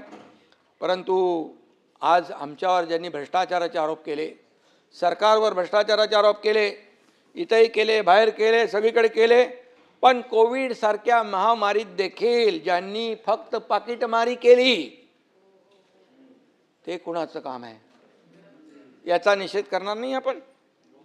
कोविड रुग्णांची खिचडी खाल्ली, मापात पाप केलं, ऑक्सिजनमध्ये पैसे काढले, बॉडी बॅगमध्ये देखील पैसे काढले, कोविड सेंटर खोटी उभी केली, डॉक्टर काय bogus, doctor bogus, nurse bogus, patient bogus. नाही खिचडी तर मापात पाप केलं ते. ही वृत्ती काय भाई. ही वृत्ती काय. कशामध्ये पैसे घेतले पाहिजे. आणि म्हणून प्रत्येक कामात त्यांनी भ्रष्टाचार केला. कोविडमध्ये देखील या ठिकाणी अशा प्रकारची इथे जे चौकशी चालू आहे. आणि म्हणून कामामध्ये भ्रष्टाचार करणारे आता आमच्यावर भ्रष्टाचाराचा आरोप करतात. आणि बाळासाहेबांचं नाव घेता आम्ही बाळासाहेबांचे विचार पुढे नेतोय. बाळासाहेबांनी तर आरेला कार्य करायचं शिकवलं होतं. तर तुम्ही तर आरे कारशेडच बंद करून टाकलं. अरे ते कारशेड बंद झाल्यामुळे त्याचा 10,000 कोटी रुपये खर्च वाढला. कोण भरणार 10,000 कोटी. मेट्रो 3 यालाही स्थगिती द्यायला सांगितली होती. 10,000 कोटी. मग आता कोण देणार आहे. कुठली प्रॉपर्टी मिलिंद जी कुठून. लंडन. आणि म्हणून मी बाकी काय सांगत नाही. जाऊ द्या. बात निकलेगी तो बहुत दूर तक जाएगी. बऱ्याचशा गोष्टी माहीत आहेत. आमच्या बघा संयम आहे. आम्ही तुम्ही 4 वर्ष शिव्या देत राहा. 4 वर्ष शिव्या देत. अरे खूप काय आमच्याकडे आहे. शिव्या देणार नाही आम्ही. आम्ही गाईच्या शापाने काय म्हणतो कावळ्याच्या शापाने गाय मरत नाही. परंतु ही वस्तुस्थिती आम्हाला लोकांसमोर आणण्याला भाग पाडू नका बस. खूप माझ्याकडे सगळं आहे. आणि म्हणून मेट्रोचा प्रकल्पाचा फायदा लाखो लोक मुंबईकर घेत आहेत. 450 किलोमीटरपैकी 101 किलोमीटरचं नेटवर्क प्रवाशांच्या सेवेत दाखल झालेलं आहे. सभापती महोदय, ही महामुंबईची नवी लाईफलाईन आहे. आज फेजमध्ये आपण मेट्रो पूर्ण करतोय. मेट्रो 3 मधून देखील लाखो लोक प्रवास करत आहेत. मोदीजींनी त्याचं लोकार्पण केलं. अरे ज्याचं भूमिपूजन केलं त्याचं लोकार्पण देखील करण्याची हिंमत आम्ही केली. एवढ्या फास्ट प्रकल्प राबवले आणि तेव्हा आम्ही फक्त आणि फक्त या ठिकाणी लोकांची सेवा लक्षात ठेवली. दररोज तब्बल 10,22,000 प्रवासी AC मेट्रोने प्रवास करतायत. 10 लाख लोकांचा दररोज सरासरी 1 तास वाचतोय. तेवढा वेळ ते आपल्या कुटुंबाला देत आहेत. तेवढा वेळ अगोदर ते ऑफिसमध्ये जात आहेत. तेवढा वेळ इफिशियन्सीने काम करतायत. मग त्यामुळे प्रदूषण कमी होतं आहे, वाहतूक कोंडी कमी होते आहे. सिडकोच्या मेट्रोमधून 7,27,000 प्रवासी रोज प्रवास करतायत. इन्फ्रा प्रकल्पांना गती देताना राज्याचा महसूल देखील वाढवतोय. मी हे का सांगतोय? तुम्ही सांगताय काय केलं तुम्ही? काय फक्त भ्रष्टाचार केला, करप्शन केलं? अरे आमचं करप्शन नाही आहे, आमचं नेशन फर्स्ट आहे. आणि करप्शन फर्स्ट कोणाचं आहे? आणि म्हणून जे आम्ही केलं ते समोर आहे. आणि महसूल विभागाच्या बाबतीमध्ये अंबादास दानवे, आपले परिणय फुके, अरुण लाड, नीलम सूचना दिलेल्या आहेत. महसुलातील गळती थांबवण्यासाठी शासनाने केवळ इशारे नाही दिले, तर प्रणाली सुधारणा करून गळती थांबवली आणि कार्यवाही देखील केली आहे. ही वस्तुस्थिती आहे. महसूल संहिता कलम 155च्या गैरवापराबाबत शासनाने अतिशय कठोर कारवाई सुरू केलेली आहे. आणि म्हणून मी आपल्याला अभिनंदन केलं आहे.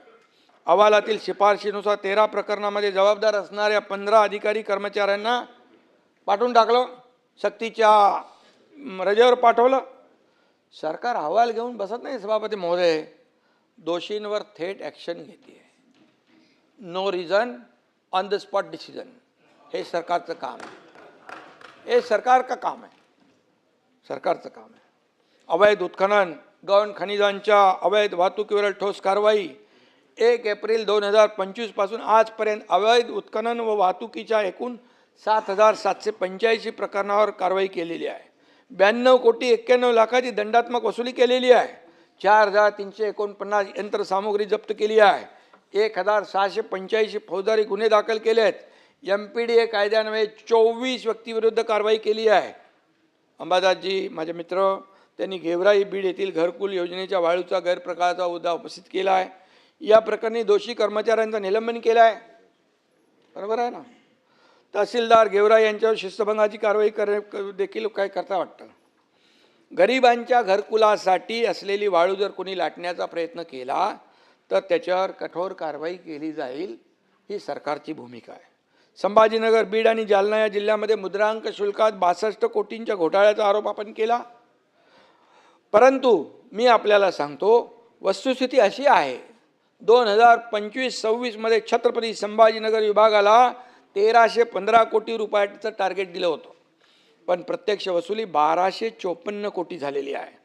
त्यामुळे हा घोटाळा नाही आहे, हा इष्टांकाच्या तुलनेमध्ये कमी वसुली झालेला प्रकार आहे. बरोबर आहे? आणि म्हणून आपण ते व्हेरीफाय करून घ्या. राज्यातील कायदा सुव्यवस्थेबाबतीत देखील सन्माननीय सदस्यांनी काही प्रश्न उपस्थित केले. मी आपल्याला सभागृहाला सांगू इच्छितो, राज्यातील गंभीर गुन्ह्यांमध्ये घट होती आहे. मे 2025च्या तुलनेत मे 2026 मध्ये दुखापतीचे गुन्हे 187ने कमी झालेत. विनयभंगाचे गुन्हे 374नी घटलेत. हे रेकॉर्ड आहे माझ्याकडे, तुम्हाला मी देईन, इथे माझ्याकडेच आहे. जबरी चोरी 271, घडफोडी 295 आणि चोरी 384 यासारख्या गंभीर गुन्ह्यामध्ये घट झाली आहे. गुन्हे उघडकीचं प्रमाण गेल्या वर्षीच्या तुलनेत निलमताई 3.12% वाढलेलं आहे. मे 2026 अखेर भारतीय न्याय संहिता आपलं नवीन झालं ना, या कायद्यान्वये एकूण गुन्हे उघड होण्याचं प्रमाण 82.4% होतं, ते आता 85.16% इतकं झालेलं आहे. मे 2026 अखेरपर्यंत सभापती महोदय 1,95,751 प्रतिबंधक कारवाया मोका MPDA अशा केलेल्या आहेत. नसरापूर येथील अमानुष घटना झाली, संपूर्ण राज्य हादरलं. सगळ्यांच्याच मनाला वेदना आणि जी काही भावना होती ती आपण सगळ्यांनी व्यक्त केली. पण या नराधमाच्या मुसक्या पोलिसांनी तात्काळ आवळल्या. फास्ट ट्रॅकवर खटला चालून 55 दिवसात आरोपीला फाशीची सजा सुनावण्याचं काम पोलिसांनी केलं. आणि म्हणून न्यायव्यवस्थेला धन्यवाद दिले पाहिजे, पोलिसांना धन्यवाद दिले पाहिजे. मुख्यमंत्री महोदय मॉनिटर करत होते, नीलमताई गेले होते तिकडे, मी देखील DG SP यांच्या संपर्कात होतो. आम्ही सगळे लोक या केसच्या मागे होतो. आणि म्हणून पोलिसांनी जी दिवस रात्र मेहनत केली त्यांचं अभिनंदन केलं पाहिजे. ज्यांनी ज्यांनी या कामामध्ये सहकार्य केलं या सगळ्यांचं, DG असतील, SP असतील, पोलीस विभागाचे, फॉरेन्सिक विभागाचे अधिकारी असतील, यांना त्यांचं काय, आता आपण झालेली घटना अतिशय दुर्दैवी आहे. म्हणून अशा प्रकारची विकृत गुन्हेगारी मोडून काढली पाहिजे, चिरून टाकली पाहिजे, ठेचून टाकली पाहिजे. अशा प्रकारची सरकारची भूमिका आहे. आणि म्हणून लाडक्या बहिणींकडे वाकडी नजर करणाऱ्यांची गय या राज्यामध्ये केली जाणार नाही. 2024च्या तुलनेत 2025मध्ये महिला संदर्भातली गुन्हे उघडकीस येण्याचं प्रमाण 1.8 ने वाढून ते जवळपास मोठ्या प्रमाणावर त्याची उघडकीस येण्याचं जे प्रमाण आहे ते बलात्कार प्रकरणामध्ये 98.18% गुन्हे उघडकीस आले. त्यातील 99.89% गुन्हे ओळखीच्या व्यक्तीकडून घडल्याचं देखील समोर आलेलं आहे. अंबादास दानवेंनी महिला बेपत्ता होण्याचा मुद्दा उपस्थित केला होता. आपण 2021 ते मे 2026 या कालावधीत 2,34,000 महिला बेपत्ता झाल्याच्या तक्रारी दाखल झाल्या. त्यापैकी 2,17,758 महिलांचा शोध घेण्यात आला. तर याच काळात 72,000 मुलं बेपत्ता झाल्याच्या तक्रारी होत्या. त्यापैकी अंबादासजी 69,000 मुलांचा शोध घेण्यामध्ये पोलिसांना यश आलं. ऑपरेशन मुस्कानचं यश आहे. म्हणून आपण जेव्हा पोलिसांवर आरोप करतो त्यावेळेस पोलिसांनी ज्या चांगल्या गोष्टी केलेल्या आहेत, चांगल्या घटना उघडकीस, वाईट घटना उघडकीस आणल्या, त्यांना जरब बसवली, त्याचं देखील लक्षात घेतलं पाहिजे. सायबर क्राईम, आर्थिक फसवणूक व डिजिटल अरेस्टचे गुन्हे वाढत आहेत.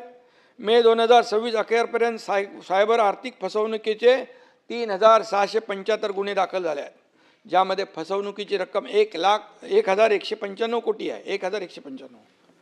आणि मी हेही आपल्याला सांगू इच्छितो, या गुन्ह्यातील फसवणूक झालेल्या नागरिकांना न्याय देण्यासाठी NCCRP पोर्टल तयार केलेला आहे. गेल्या 5 वर्षात अनेक आरोपींची बँकेची खाती फ्रीज करून नागरिकांचे 1,599 कोटी वाचवण्यात महाराष्ट्र सायबरला यश आलेलं आहे. मी हे बोललो नाही तर तुम्ही नंतर बोलाल, अरे आमच्या प्रश्नाचे उत्तरच दिले नाही. म्हणून मी आकडेवारीनुसार बोलतोय.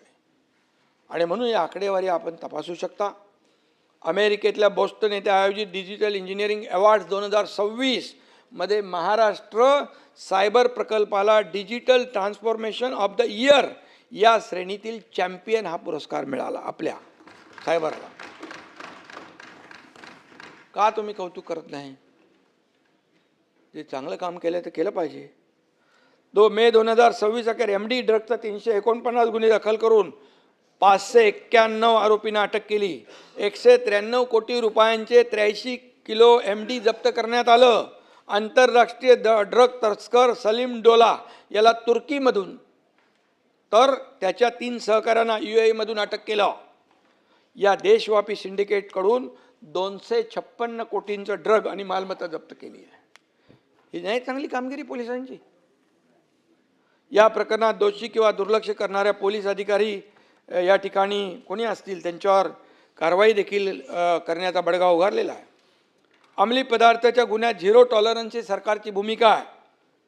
2022 ते मे 2026 दरम्यान 24 पोलिसांना निलंबित, 18 पोलिसांना शासकीय सेवेतून बडतर्फ. हे सरकारची कारवाई आहे. हे सरकार गुन्हे दाखल करून थांबत नाही तर त्याच्या शेवटापर्यंत गुन्हेगाराला शिक्षा होईपर्यंत पाठपुरावा करणारं हे सरकार आहे. सरकार निष्पक्ष आहे, कुणालाही पाठीशी घालणार नाही, गुन्हेगारांना शासन करणारं आणि विकासाला गती देणारं हे आमचं सरकार आहे. आणि म्हणून मी आपल्याला एवढंच सांगतो, या ठिकाणी राज्यातला नक्षलवाद पूर्णपणे संपवण्याचं काम मोदीजींच्या नेतृत्वाखाली अमितभाईंनी केलं. त्यांनी ऐलान केलं होतं की 2026 मेपर्यंत या देशातला नक्षलवाद संपला पाहिजे. आता गडचिरोलीमध्ये बघा, सुरजागडमध्ये कोण जात नव्हतं, तेव्हा मी पालकमंत्री होतो. सुरजागडमधला पहिला प्रकल्प सुरू केला, हजारो लोकांना आता काम मिळतं आहे. आता मुख्यमंत्री महोदयांनी तिथं स्टील हब करण्याचा प्रयत्न चालू केलेला आहे. हजारो लोक आता काम करत आहेत आणि जे कोणी तिकडे जायला फिरकायला मागत नव्हते तिकडे आता इंडस्ट्री टाकतायत.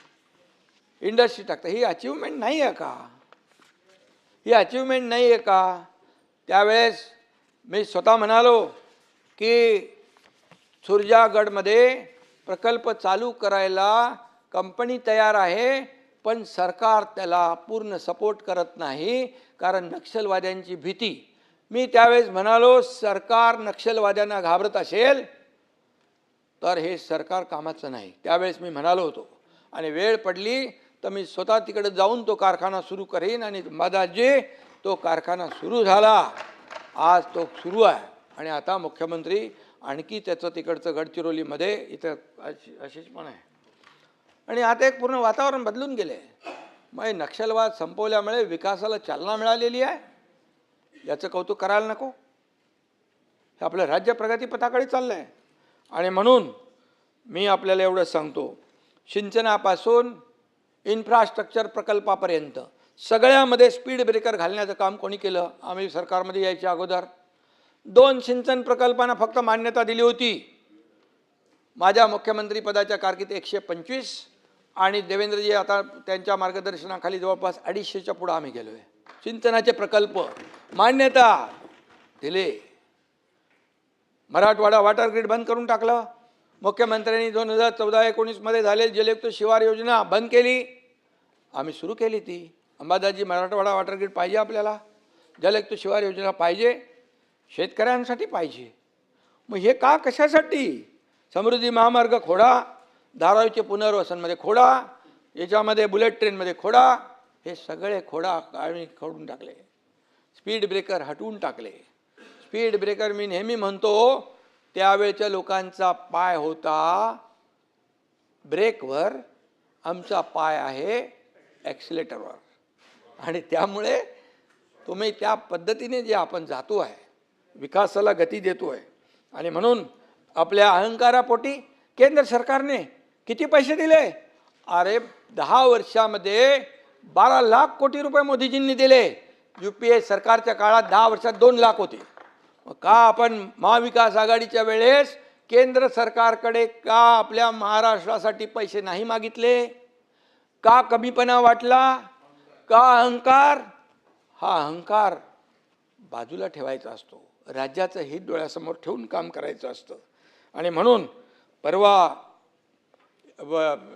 देवेंद्रजींनी गेले तिकडे गुजरातचं आपलं 10 TMC पाणी, ते नर्मदेचं 10 TMC पाणी मंजूर करून घेतलं. त्याचा फायदा होणार नाही महाराष्ट्राला? हे काम नाही केलं आम्ही? हे सरकारचं काम नाही? आणि म्हणून मी आपल्याला सांगतो, चांगल्याला चांगलं म्हणण्याची शिकवण बाळासाहेबांनी दिली होती, ती आचरणात आणण्याचं काम आपण केलं पाहिजे. आम्ही करतोय, तुम्ही करा. आणि म्हणून या ठिकाणी घरं, परवडणारी घरं काय केलं? बाळासाहेबांनी स्वप्न पाहिलं होतं त्यावेळेस मुंबईमध्ये 40 लाख लोकांना घरं मिळाली पाहिजे. मी मुख्यमंत्री असताना क्लस्टरला योजनेला देवेंद्रजी आम्ही चर्चा केली आणि क्लस्टर योजनेला जन्म दिला. आज BDT 40चा पुनर्विकास कोणामुळे रखडला होता? आणि म्हणून या ठिकाणी आता हे सगळे प्रकल्प सुरू होत आहेत. हे प्रकल्प STP असेल, जुन्या चाळी असतील, या ठिकाणी जे जे काही स्थगिती दिलेले प्रकल्प आम्ही मार्गी लावतोय. स्थगिती हा शब्द आम्ही काढून टाकला, आमच्या शब्दकोशामधून स्थगिती काढून टाकला. आमचे स्थगिती सरकार नाही, प्रगती सरकार आहे. पाटील साहेब, बंटीबाई, प्रगती सरकार आहे. आणि म्हणून पायाभूत सुविधा, कृषी, उद्योग, समाज कल्याण या सगळ्या क्षेत्रामध्ये आम्ही काम करतो आहे. हे रखडलेले प्रकल्प 4 वर्षामध्ये पुढे नेण्याचं काम आम्ही करतो आहे. प्रत्येक क्षेत्रात बघा, प्रत्येक विभागामध्ये बघा, सकारात्मक काम सुरू आहे. जे जनतेच्या हिताचं आहे तेच आम्ही कॅबिनेटमध्ये मंजूर करतो. हे खुलेआम आपल्याला मी सांगतो. त्यामध्ये गृहनिर्माण, पुनर्विकास, सिंचन, राज्याच्या इतिहासामध्ये आजवर झाल्या नव्हत्या एवढ्या लोक कल्याणकारी योजना देखील आम्ही सुरू केल्या. कडक निर्णय घेण्याची धमक आम्ही दाखवली. लाडकी बहीण योजना, मुख्यमंत्री लाडकी बहीण योजना, अरे काय ठट्टो बोंबले तुम्ही. गेले कोर्टात स्टे मागायला, बोले होऊन देणार नाही, होणार नाही. कोर्टाने पण त्याला फटकारलं आणि लाडकी बहीण योजना सुरू झाली. त्याच्यामध्ये पात्र लाडकी बहीण वंचित राहू शकत नाही, राहणार नाही. आणि मुख्यमंत्री माझी लाडकी बहीण योजना कधीही बंद होणार नाही, हे लक्षात घ्या. आता जर त्या महिलेच्या नावावर पुरुषांनी जर तो फायदा उचलला असेल तर सांगा बरं, सांगा बरं. आणि म्हणून आपल्याला मी सांगतो, या लाडकी बहीण योजनेचं पंतप्रधानांच्या आर्थिक सल्लागार समितीने सुद्धा ॲप्रिशिएशन केलंय. कारण लाडक्या बहीण योजनेमुळे आपल्या लाडक्या भावांच्या बँक बॅलन्समध्ये वाढ झाली. ही वस्तुस्थिती आहे, अहवाल आहे तो, मी माझ्या मनाचं सांगत नाही. त्यांचा बँक बॅलन्स 23% वाढलेला आहे, आकडेवारीनुसार मी सांगतोय. आणि म्हणून महाराष्ट्राला काय पाहिजे, सगळं होणार योग्य वेळी. सगळं जे जे होणार, जे जे बोलणार ते ते होणार, बोललेलं आहे ते होणार, बिलकुल नाही. जे होणार तेच आम्ही बोलतो, जे नाही होणार ते आम्ही बोलत नाही. प्रिंटिंग मिस्टेक आम्ही म्हणत नाही. एकदा वीज बिल माफ केलं, निवडणूक झाल्यावर विजेची बिलं गेली 3 महिन्यात. म्हणाले ठीक आहे, निवडणुकीत आश्वासन द्यायची असतात, सगळेच कुठे पाळायची असतात. तुम्हाला माहीत आहे ते, तुम्ही होते, त्यामुळे जाऊ दे, त्याच्यात मला काही जायचं नाही. आणि म्हणून महाराष्ट्राला सभापती महोदय देशात अव्वल करण्यासाठी मुख्यमंत्री देवेंद्रजी देखील अनेक धडाकेबाज निर्णय घेत आहेत. दाओसमध्ये विक्रमी MOU झाले. किती लाख झाले हो आता वेळ 17, आतापर्यंतचे 17 लाख कोटी या ठिकाणी आताच्या ह्याच्यात झाले. आणि पूर्वीच्या 2-3 ह्याच्यामध्ये ते 30 लाख बरोबर बोलत आहेत, ते सगळे मिळून झालेले आहेत. आणि नुसते काय आकडे नाही आहे, ते त्याचं एक्झिक्युशन आहे. 70%, 75%, काही ठिकाणी 80% याचं अंमलबजावणी आहे. हे काय मी बोलतोय ते तुम्ही तपासून घ्या. आणि म्हणून या ठिकाणी आपल्याला सांगतो मी, किती गुंतवणूक आणली आहे, MOU आहे झाले, एक्झिक्युशन चालू आहे. 3री मुंबई, तिथं आता अटल सेतू लँड होतो, तिथे 3री मुंबई होतीये. एज्यू सिटी आहे, मेडी सिटी आहे, स्पोर्ट सिटी आहे, एरो सिटी आहे. आणि म्हणून इनोव्हेशन सिटी आहे. काय काय करतोय बघा, जरा बघा. उघडा डोळे बघा नीट, उघडा डोळे बघा नीट. आणि म्हणून IT आहे, डाटा सेंटर आहे, ग्रोथ सेंटर आहेत, AIचा वापर आपण करतोय राज्यामध्ये. आणि म्हणून या ठिकाणी मी आपल्याला एवढंच सांगतो की केंद्र सरकार आपल्या महाराष्ट्राला भरभरून देत आहे. ही वस्तुस्थिती आहे, ही नाकारता येणार नाही. रोज उठसूट केंद्र सरकारला शिव्या, प्रधानमंत्र्यांच्यावर आरोप. तिकडे अमितभाईंनी तर 10,000 कोटी रुपये दिले आपले, ते इन्कम टॅक्स माफ केलं, ते साखर कारखान्यांचे. सहकार विभागामध्ये त्यांनी पॅक्सचं एवढं मोठं जाळं निर्माण करताय की शेवटच्या भगिनीपर्यंत हा फायदा झाला पाहिजे. हे सगळं जे आहे हे कुठेतरी आपण लक्षात घेतलं पाहिजे की नाही. आणि म्हणून या ठिकाणी आता कालच बघितलं, मोदीजींना आपले तुमचे नेते तिकडे शिव्या म्हणजे आरोप करतात. वाईट बोलतात, परदेशात जाऊन टीका करतात. अरे याच प्रधानमंत्री मोदीजींना 33 देशांचे सर्वोच्च पुरस्कार मिळाले. का डोळे बंद करताय? का हे देशाचा अभिमान नाही आहे? देशाचा अभिमान नाही आहे? व्यक्ती सोडा, प्रधानमंत्री. काल ऑस्ट्रेलिया बरोबर अणुऊर्जेचा अत्यंत महत्त्वाचा करार झाला. महाराष्ट्राला फायदा नाही होणार त्याचा? होणार. मग आपल्याला हे ऊर्जा निर्मितीला बळ मिळेल. आणि म्हणून हे सगळं जे आहे हे गतिमान सरकार आहे. आणि म्हणून तुम्ही किती काही म्हटलं तरी लोक जी आहेत, जनता जी बघतीये प्रत्यक्ष, कामं सुरू आहेत, फील्डवर कामं सुरू आहेत, काम पारदर्शीपणे झाले पाहिजे अशी आमची भूमिका आहे, बिलकुल आहे. आज आपण आणखी एक निर्णय घेतला आहे. कुठे गेला निरंजन डावकरे? हाय. निरंजन म्हणाला की जे काय कामाचं परफॉर्मन्स ऑडिट झालं पाहिजे, सगळ्या गोष्टी झाल्या पाहिजे, आपण जे निधी देतो या निधीचा पुरेपूर विनियोग होतोय की नाही, क्वालिटी मिळते की नाही, या सगळ्या गोष्टी पाहण्याचं काम आपण केलं पाहिजे. म्हणून स्थानिक स्वराज्य संस्थांना विकास कामांसाठी राज्य सरकारकडून विक्रमी विकास निधी दिलेला आहे. या विकास कामामध्ये पारदर्शकता, गुणवत्ता, उत्तरदायित्व आणि नागरिकांचा विश्वास अधिक बळकट करण्यासाठी परब साहेब social and technology audit mechanism टप्प्याटप्प्याने आम्ही लावणार.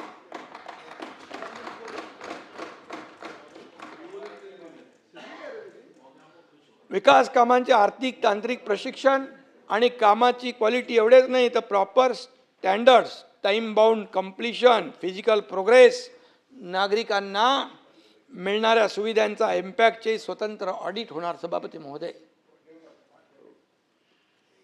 हे सगळं पारदर्शकतेचं काम आहे. या प्रक्रियेमध्ये geo tagging, GIS mapping, AI ॲनालिसिसचा वापर होईल. तसेच नागरिक आणि रहिवासी संघटना, स्वयंसेवी संस्था, तांत्रिक तज्ज्ञ, शैक्षणिक संस्था, लोकप्रतिनिधींच्या सहभागातून सोशल ऑडिट देखील होईल. माझा ठाम विश्वास आहे सभापती महोदय, हा एक ऐतिहासिक निर्णय साबित होऊ शकतो. अकाउंटेबिलिटी प्रत्येकाकडे राहील आणि क्वालिटी आणि वेळेवर काम पूर्ण करण्याची जबाबदारी राहील. केंद्र शासनाने जलशक्ती अभियानांतर्गत जलसंचय, जनभागीदारी व कॅच द रेन 2026 या राष्ट्रव्यापी अभियानाची घोषणा केलेली आहे. सर्व स्थानिक स्वराज्य संस्थांमध्ये त्याची प्रभावी अंमलबजावणी केली जाईल. सभापती महोदय, याद्वारे पर्जन्य जल संधारण, भूजल पुनर्भरण, जलाशयांचं पुनरुज्जीवन, जलसंवर्धनाबाबत जनजागृती आणि लोकसहभाग वाढवला जाईल. त्या अनुषंगाने सर्व नागरी स्थानिक स्वराज्य संस्थांना विशेष जनजागृती अभियान राबवलं जाईल. जलसंवाद कार्यक्रम राबवला जाईल. कॅच द रेन मोहिमेद्वारे व्यापक प्रचार केला जाईल आणि जलसंवर्धनाशी संबंधित कामांचं उद्घाटन, लोकार्पण, तलाव पुनरुज्जीवन, हरित क्षेत्र विकास तसेच आवश्यकतेनुसार स्पंज पार्क विकसित करण्याचे निर्देश दिलेले आहेत. पावसाचा प्रत्येक थेंब अडवा, जिरवा आणि जपा हा संदेश जनतेपर्यंत पोहोचवण्याचं काम महाराष्ट्र सरकार जल सुरक्षित व जल समृद्ध करण्यासाठी शासन करेल, अशा प्रकारचं या ठिकाणी मी सांगू इच्छितो. त्याचबरोबर एक राहून गेलं माझं, एक मूळ मुंबईकरांना हक्काचं घर मिळावं हे बाळासाहेबांची संकल्पना होती. आपल्या पुनर्विकास प्रकल्प मार्गी लावण्यासाठी आपल्याला काही ठोस निर्णय घेण्याची आवश्यकता होती. आणि त्याचबरोबर मुंबईमध्ये डोंगर माथ्यावर जिथे लँडस्लाईड होतं त्या ठिकाणच्या लोकांना पण आपल्याला तिथून काढून शिफ्ट करून हक्काची घरं देण्याचा देखील निर्णय आपल्या सरकारने घेतलेला आहे. म्हणजे बाजूला असलेली SRA योजना, क्लस्टर योजना, त्यामध्ये तिथल्या लोकांना समाविष्ट करून घेणे आणि त्यांना घरं देणे, अशा प्रकारचं नियोजन देखील आपण करतोय. आणि आपल्याला मी अगदी थोडक्यामध्येच सांगतो की किती मोठे प्रकल्प आता जे रखडले होते 20-20, 25-25 वर्ष, ते रखडलेले प्रकल्प आपण मार्गी लावतोय. गोरेगावचा मोतीलाल नगर पुनर्विकास प्रकल्पाचा प्राथमिक मास्टर प्लॅन तत्वता मंजूर करून त्याला LOI दिला आहे. अंधेरी जुहू गल्ली 27,000 घरं रमाबाई आंबेडकर नगर 17,000 घरं, अभ्युदय नगर 3,410 कुटुंब, त्याचबरोबर GTB नगर 1200 कुटुंब, यामध्ये त्याचबरोबर कामाटीपुरा 8,800 सदनिकांचा पुनर्विकास प्रक्रिया जी गेल्या अनेक वर्ष रखडली होती ती आपण मार्गी लावतोय. तिथल्या आमच्या माता भगिनी ज्या आहेत त्यांचं देखील क्वालिटी लाईफ त्यांना मिळालं पाहिजे, त्यांना मान सन्मान आदर, त्यांचा जीवनमान बदललं पाहिजे, यासाठी आपण प्रयत्न करतोय. SVP नगर त्याचबरोबर ही सगळी जी काही घरं आहेत, आता जी घरं 300 फूट नाही, काही ठिकाणी तर 1,000 फूट आहेत, 1,500 फूट आहेत, मोठी पण घरं आहेत. नामजोशी BDD चाळीचा महत्त्वाकांक्षी प्रकल्प देखील पूर्ण होतोय, सुरू होतोय. परंतु काही हे प्रकल्प रखडल्यामुळे जो मुंबईकर मुंबईच्या बाहेर फेकला गेलेला आहे, अगदी इकडे वसई विरार नालासोपारा, इकडे कल्याण डोंबिवली अंबरनाथ बदलापूर वांगणीपर्यंत गेलेला मूळ मुंबईकर पुन्हा मुंबईमध्ये आणण्याचं काम सरकार केल्याशिवाय राहणार नाही. आणि म्हणून फनेल झोनच्या बाबतीमध्ये देखील पुनर्विकासाच्या बाबतीमध्ये नगरविकासने निर्णय घेतला आहे. काल देखील मुख्यमंत्र्यांनी त्याची बैठक घेतली आणि फनेल झोनचा पुनर्विकास देखील ही मुंबईकरांची डोकेदुखी आहे आणि म्हणून मुंबईकरांसाठी तो देखील न्याय देण्याचं काम आपण करतोय. त्याचबरोबर डिफेन्समधले रेल्वेच्या खाली असलेल्या ज्या काही झोपडपट्ट्या आहेत, मी स्वतः रेल्वे मंत्र्यांशी पियुष गोयल यांच्याशी बोललो जाऊन, पियुष नाही आपल्या अश्विनी वैष्णव, त्यांना सांगितलं इतक्या वर्षापासून हे लोक राहत आहेत, तर म्हणाले DPR तयार करून आणा, आपण त्याला मान्यता देऊ आणि एक प्रकल्प आपण केला तर त्या धर्तीवर आणखी देखील प्रकल्प करू, त्याच्यामध्ये कायमची डोक्यावरची टांगती तलवार भाई निघून जाईल त्यांच्यावरती, तो देखील काम आपण करतोय. आणि म्हणून डिफेन्स आहे, CRZने बाधित इमारतींसाठी सर्वकष पॉलिसी आपण करतोय आणि म्हणून या क्षेत्रातल्या सर्व इमारतींचा पुनर्विकास रखडलेला आहे, तो पुनर्विकासाला चालना देण्याचं काम आपण करू. काही लोक फक्त मराठी माणसाच्या नावाने गळा काढतात, असं नाही आहे. आम्ही करतोय, मनापासून करतोय, त्यांना पुन्हा मुंबईमध्ये आणणार आणि म्हणून त्यांच्या आयुष्यातला बदल घडवण्याचं काम देखील करणार. गिरणी कामगार सचिन भाऊ त्याचं एक करत असत प्रयत्न, गिरणी कामगारांना देखील घरं देण्याचा निर्णय भाई आपण करत असता. आणि वांगणीला जे जाणार आहेत ते, जे नाही त्यांना आम्ही मुंबई MMR मध्ये घरं देतोय, त्यामुळे तो निर्णय देखील झालेला आहे. आणि म्हणून या ठिकाणी त्यांच्या त्यांच्या जीवनामध्ये बदल घडवण्याचं काम आपण या ठिकाणी करतोय. आणि मी आपल्याला एवढंच सांगतो अंबादासजी, आणि आम्ही तोडायची भाषा करत नाही, आम्ही जोडायची भाषा करतो. आम्ही तुडवायला आलेलो नाही, आम्ही वाढवायला आलेलो आहे, समजलं की नाही. आणि आम्हाला हे विकास करायचा आहे, आम्हाला हे सगळं भानगडी करायचे नाही. आणि म्हणून आम्ही तिकडे लक्ष देत नाही, दुर्लक्ष करतो, म्हणून आम्ही एवढं काम करू शकलो, याचा आम्हाला अभिमान आहे.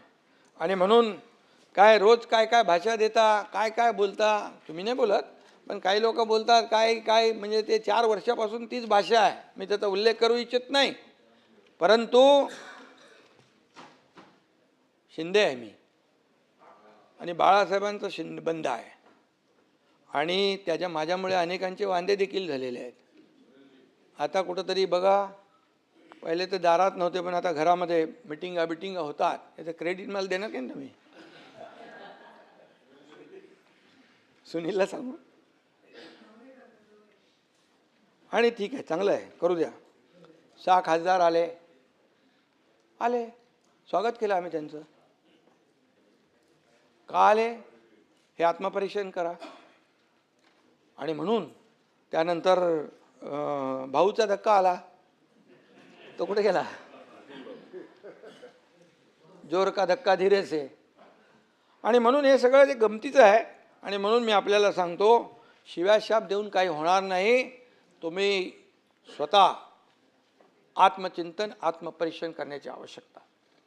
बघा, मी कधी कोणी काय बोललं तरी मी माझं मोजकं प्रतिक्रिया देतो आणि विषय सोडून देतो. मी त्याच्यामध्ये जर घुसलो तर काम होऊ शकत नाही. आणि म्हणून विकासाचा अजेंडा घेऊन आम्ही पुढे चाललेलो आहे. मी आपल्याला एवढंच सांगतो, आत्मपरीक्षण करा. सभापती महोदय, आपल्या माध्यमातून मी सांगतो, आत्मपरीक्षण करा. आणि एवढंच सांगतो जाता जाता, ए पत्थर दिल तेरा ये भरम भी टूट जाए. अरे क्या भाऊ का धक्का अभी आया क्या?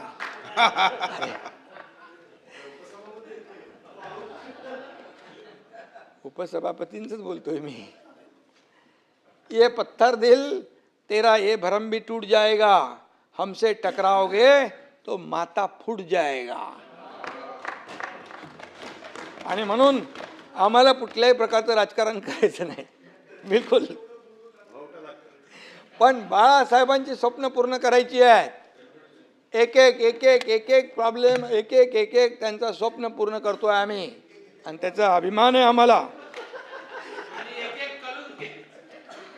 मुंबई झोपडपट्टी मुक्त स्वप्न राबवतोय आम्ही. त्याच्यात मगाशी मी सांगितलं, आता त्याच्यात मी जात नाही. पूर्णपणे क्लस्टर योजना आम्ही राबवतोय. ठाणे बोरिवली टनेलचं काम सुरू झालं आहे परब साहेब. मुंबई मुलुंड गोरेगावचं टनेलचं काम सुरू झालं आहे. बांद्रा वर्सोवाचं काम सुरू झालं आहे. वर्सोवा ते प्रताप सरनाईक कुठे आहेत, मीरा भाईंदरपर्यंत आपण पुढे जातो. म्हणजे वेस्टर्नची ट्रॅफिक पूर्ण संपली. ईस्टर्नची ट्रॅफिक जी आहे ते कोस्टल रोडने आपण डायरेक्ट फाउंटनपर्यंत जातोय. त्यामुळे हे जे आहे हे आपण जे करतो आहे हे प्रकल्प आहेत. धरमतर, कारंजा, खाडीपूल, रेवस रेड्डी, हे सगळे आता खूप आहे. मी जर बोलायला गेलो तर खूप मोठ्या प्रमाणावर, एक दिवस अख्खा पुरणार नाही. समृद्धी, मुंबई नागपूर गडचिरोली, मुंबई नागपूर भंडारा, नागपूर गोंदिया, नागपूर नांदेड, हे सगळे काम हे आहे ते. आणि म्हणून मी आपल्याला एवढंच सांगतो, हे मेट्रोचं काय आहे?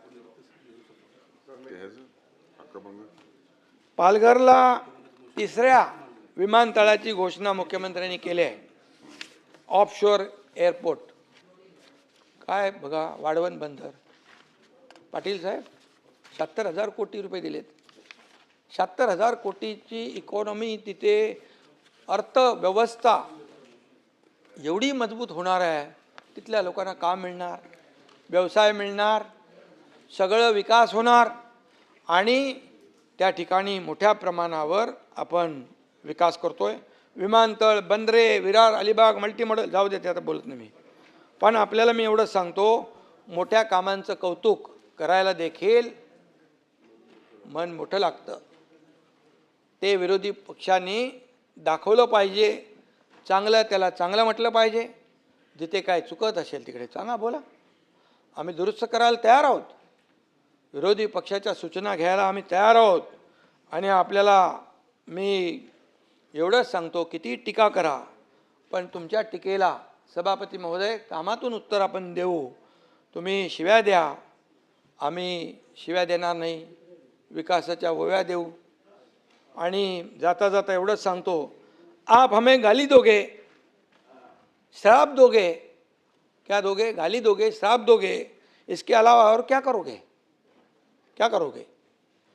मेरे साथ है लोगों की दुआएं, मेरे साथ है लोगों की दुआएं, हर पल मुझे आप जनता की सेवा में ही पाओगे. कुछ भी करो लेकिन सेवा नहीं छोड़ेंगे. धन्यवाद. जय हिंद, जय महाराष्ट्र. Right to reply. एकच एक कोणी एक जण आता वेळ